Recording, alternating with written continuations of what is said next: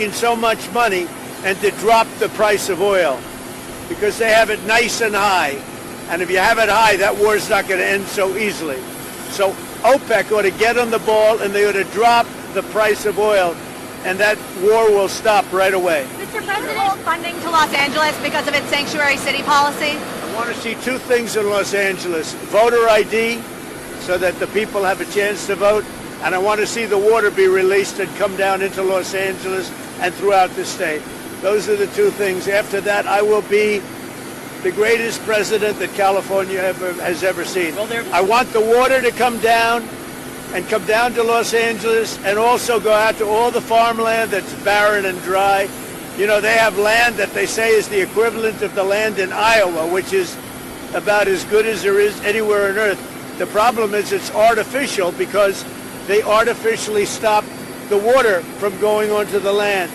So I want two things. I want voter ID for the people of California, and they all want it. Right now you don't have voter ID. People want to have voter identification. You want to have proof of citizenship. Ideally you have one-day voting, but I just want voter ID as a start, and I want the water to be released, and they're going to get a lot of help from the U.S. Thank you very much. I'll see you in a little while. We'll see you at the site. We'll see you at the site. About the deportation flights, where are they going from, where are they going to? Deportation's going very well. We're getting the bad, hard criminals out. These are murderers. These are people that have been as bad as you get, as bad as anybody you've seen. We're taking them out first. Thank you. Thank you. Thank you, Fred. Move to the grass. I will basically. You getting in here? I can see his. I can see the limo. Okay, let's do this. Do you want to wait for him to appear? Want to do a dry run? Here. Yeah, do dry run. Ready? There you go. Okay, you got your pencil up there. Oh, where is it? There you go. Okay. All right. Yeah, dry run. All right. There were thoughts that President Trump would take an aerial tour of the damage here in western North Carolina, but as you can see, that is not the case. He is on the ground meeting with supporters. He will be.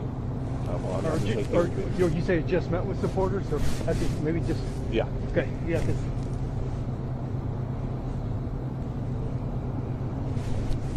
Just met with supporters.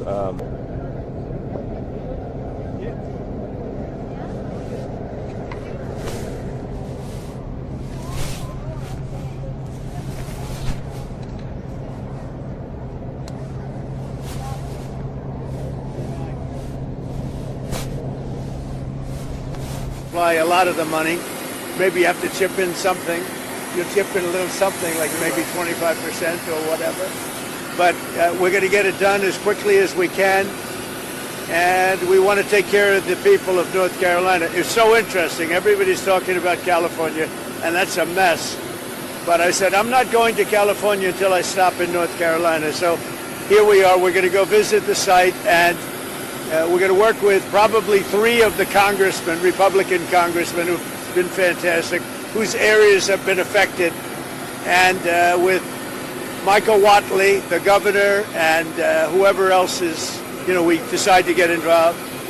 Probably less FEMA, because FEMA just hasn't done the job. And we're looking at the whole concept of FEMA. I like, frankly, the concept when North Carolina gets hit, the governor takes care of it. When Florida gets hit, the governor takes care of it, meaning the state takes care of it. To have a group of people come in from an area that don't even know where they're going in order to solve immediately a problem is something that never worked for me. But this is probably one of the best examples of it not working. And there's been some others, like in Louisiana, etc. So we're going to be doing something on FEMA that I think most people agree. I'd like to see the states take care of disasters. Let the state take care of the tornadoes and the hurricanes and all of the other things that happen. And I think you're going to find it a lot less expensive. You'll do it for less than half, and you're going to get a lot quicker response. So that seems to be the recommendation, but we'll be making that recommendation over the next couple of weeks. We're going to go to the site now, and we're going to figure out a plan for really demolition and cleaning, because not a lot's been done, and we're very disappointed in the Biden administration, but we're going to make up for lost time. And I said I'd do that, and this is about the earliest we could possibly be here, and we're honored to be here. This has been a great state. They're great people, and they've really been mishandled. But it's all, this group is going to be great, and we're going to get it taken care of. Any questions? How will you respond? Do you expect to ask Congress for additional aid for North Carolina and California? It will be direct. In other words, the aid will go through us. So rather than going through FEMA, it will go through us. And I think maybe this is a good place to start. Because, and in all fairness to the governor, and in all fairness to everybody else, FEMA was not on the ball. And we're going to turn it all around. Yes. A lot of Americans think that this is symbolic of what your campaign was all about. America first, putting your priorities to Americans, even going to California where their policies might have been one of the biggest reasons why they've had these problems, but you're putting the American people first. Your thoughts on that? We are. Thank you. I like that question. Boy, I want more questions like that. That's even a statement. Thank you very much. He's a good man, that guy. And he's also a very professional reporter, I have to say. Thank you very much. Yeah, we're putting America first. We're putting, in this case, North Carolina and California. We're going to do a good job in California. That is a disaster like, I don't know if we've ever seen anything like it, frankly. They say the biggest in the history of California. I think, has anything bigger than that happened in the whole country ever? It looks like, I don't want to say what it looks like, but you know what I'm going to say. It looks like something hit it. And we won't talk about what hit it, but it is a bad, bad situation. And I guess I'm going to meet with some government officials, but I mean, much more importantly, and in California, just to revert to it for a second, millions of gallons of water are waiting to be poured down through already the half pipes that are already built. I mean, they've been up for 40 years, and about 20 years ago, they turned off the water. And it's the water that comes from the Pacific Northwest. Some of it comes out of Canada, and it flows there, and it probably has flowed there for 1 million years. And they turned it off, and they routed out to the Pacific. And in the meantime, you don't have water in the hydrants, you don't have water in the sprinkler systems. It's the craziest thing I've ever seen. And everyone's trying to figure out, why aren't they turning it back? They say it's the Delta smelt, it's a fish. But I find that hard to believe, but we'll figure it out. And without doing that, you're going to continue to have problems. Mr. President, what are you prepared to do, sir, if OPEC doesn't respond to your call to cut oil prices? Well, we want to see OPEC cut the price of oil, and that will automatically stop the tragedy that's taking place in Ukraine. It's a butchering tragedy for both sides, by the way. A tremendous number of Russian soldiers are dead. Tremendous number of Ukrainian soldiers, and a lot of people are dead from the bombing of the cities. But right now it's just bullets whacking and hitting men, mostly men, almost in all cases men. And over 1 million men are killed, and they're losing thousands of people a week. It's crazy. It's a crazy war, and it never would have happened if I was president. It would never have happened. This is crazy that it happened. But we want to stop it. Now, one way to stop it quickly is for OPEC to stop making so much money and to drop the price of oil, because they have it nice and high. And if you have it high, that war's not going to end so easily. So OPEC ought to get on the ball, and they ought to drop the price of oil, and that war will stop right away. Mr. President, funding to Los Angeles because of its sanctuary city policy? I want to see two things in Los Angeles: voter ID, so that the people have a chance to vote, and I want to see the water be released and come down into Los Angeles and throughout the state. Those are the two things. After that, I will be the greatest president that California has ever seen. I want the water to come down and come down to Los Angeles, and also go out to all the farmland that's barren and dry. You know, they have land that they say is the equivalent of the land in Iowa, which is about as good as there is anywhere on earth. The problem is it's artificial, because they artificially stop the water from going onto the land. So I want two things. I want voter ID for the people of California, and they all want it. Right now you don't have voter ID. People want to have voter identification. You want to have proof of citizenship. Ideally, you have one-day voting, but I just want voter ID as a start, and I want the water to be released, and they're going to get a lot of help from the U.S. Thank you very much. I'll see you in a little while. We'll see you at the site. We'll see you at the site. Tell us more about the deportation flights. Where are they going from? Where are they going to? Deportation's going very well. We're getting the bad, hard criminals out. These are murderers. These are people that have been as bad as you get, as bad as anybody you've seen. We're taking them out first. Thank you. Thank you. Thank you, Fred. Move to the grass. To the grass.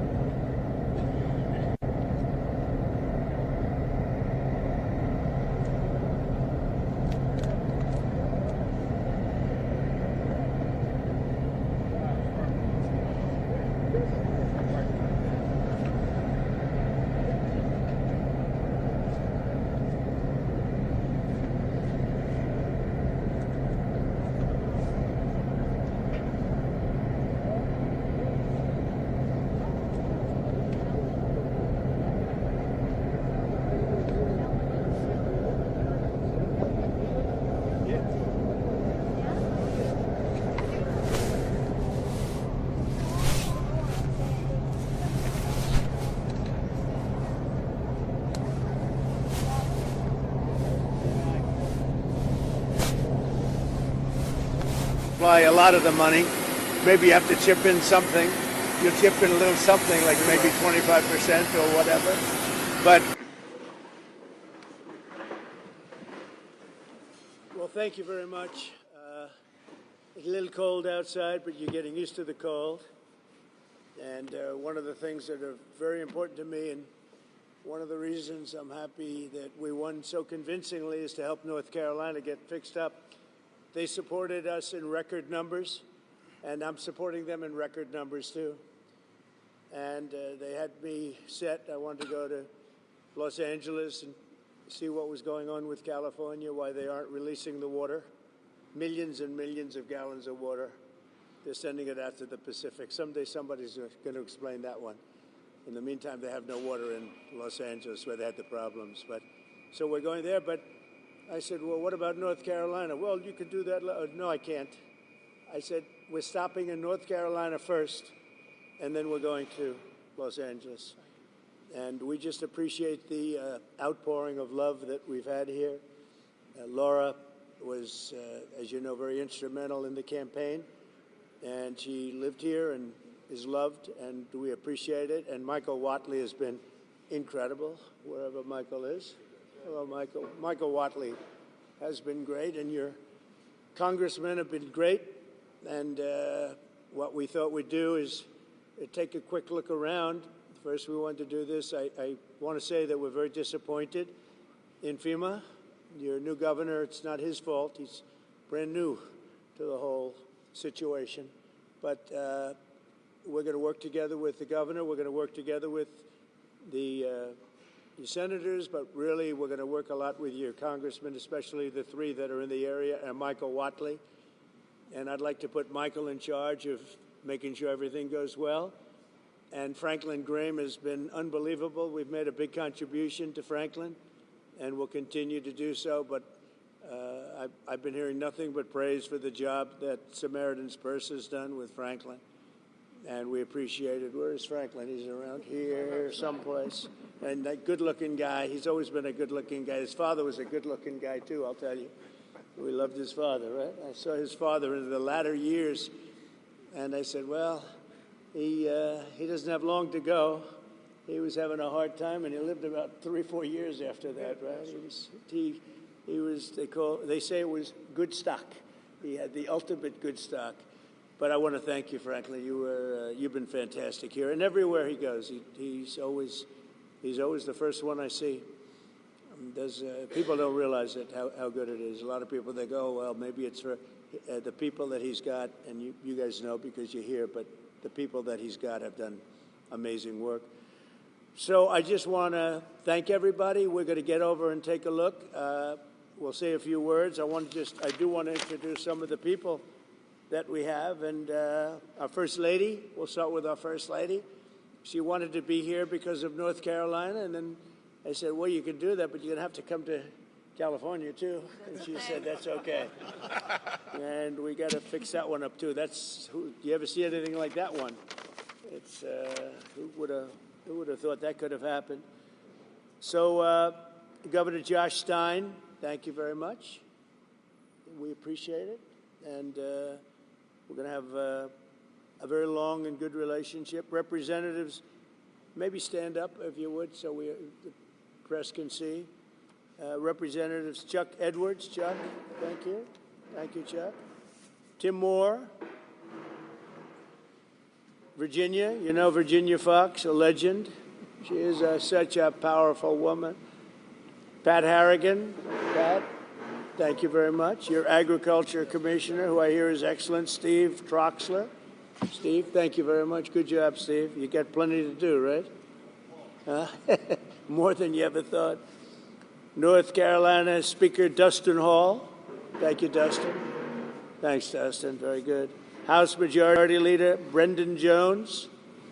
Brendan, thank you very much. We're making progress, Brendan. State Representatives Dudley Green, Carl Gillespie. Thank you very much, fellas. Good. Good. Thank you very much. State Senators Kevin Corbin, Warren Daniel. Thank you. Thank you very much, Kevin, Warren. And County Commissioner Jennifer Best. Thank you, Jennifer. Thank you. So Hurricane Helene was one of the worst natural disasters in American history. It was far worse than it was even billed.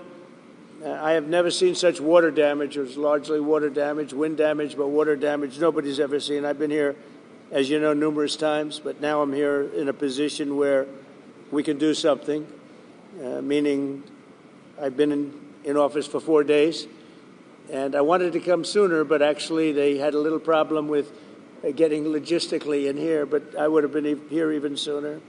104 North Carolinians have lost their lives. Is that now a fairly firm number, or are they still finding people? You know, what do you think? They're still finding people? Pretty much okay? It's a lot of people. 104 people lost their lives. 73,000 homes were severely damaged or destroyed. And I'll tell you, I've been to a lot of them, and this was like lots of hurricanes in one. I've never seen such damage done by water. And the water came, it was violent, and it left, and there was like nothing left. It's really pretty amazing. At one point, half of the emergency calls to FEMA went unanswered. That's real bad. FEMA was not doing their job. The city of Asheville went without running water for 2 months. A whistleblower testified that some FEMA employees refused to help people who displayed Trump signs on their property. I think that's true, isn't it? I read that. It's not nice. That's not too nice, is it? But whoever those property people were, thank you very much. Michael, is that true? That's not good, huh? About the property owners you put a Trump sign on and they wouldn't help? FEMA.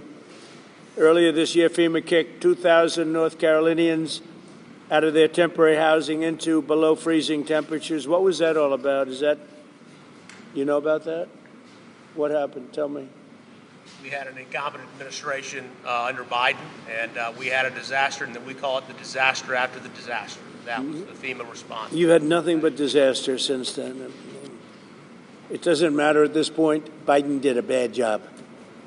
Some residents still don't have hot water, drinking water, or anything else, and many of them don't have quarters. They don't have anything. They got a stipend for what they lost.